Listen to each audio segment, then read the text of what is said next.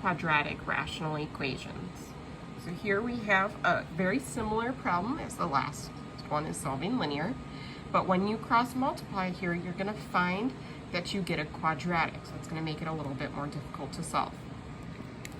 So we're going to need to write this down.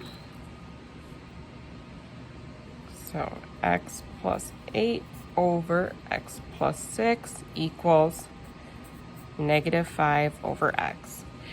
Now you're going to start this exactly the same way as we did the problem where we were solving linear, the skill just before this, cross multiply.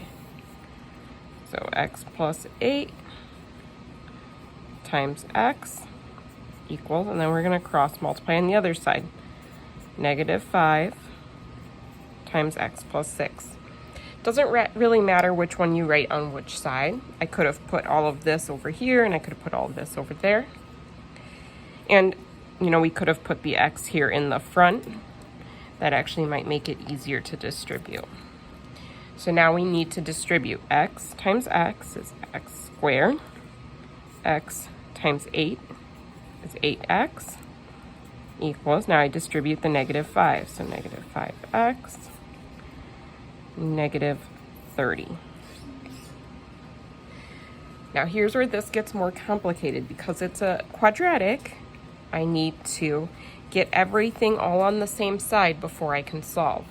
So since the x squared is over here, I want to get rid of these. So I'm going to add 5x on both sides. So you get x squared plus 13x equals, this cancels. Now I still want to move the minus 30 over, so I'm going to add 30 on both sides. So you get x squared plus 13x plus 30. I can't actually put those together because this one has an x and this one does not. Equals, and now on this side you have it equal to 0. Now that it's equal to 0, we need to factor. If you haven't noticed, this unit is very factoring heavy. So I have an x squared, so I'm going to use my diamond. The top of the diamond is going to be 30, and the bottom of the diamond is 13. So I need two numbers that multiply to 30 that add to 13. So 10 and 3 will work here. So this can be rewritten factored as x plus 3, x plus 10 equals 0.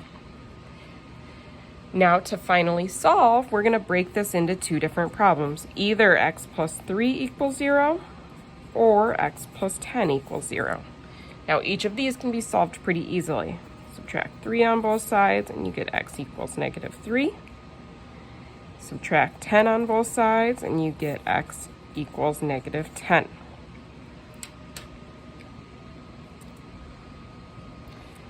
Now we can type in our answer.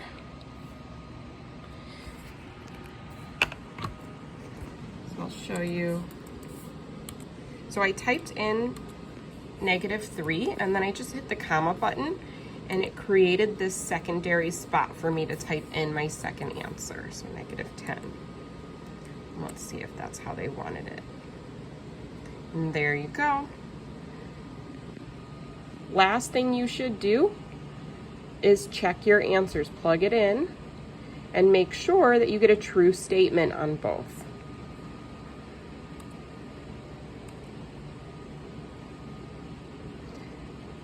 So as long as you get a true statement on both, then you're good. You can just type both answers in. So that is solving quadratic rational equations.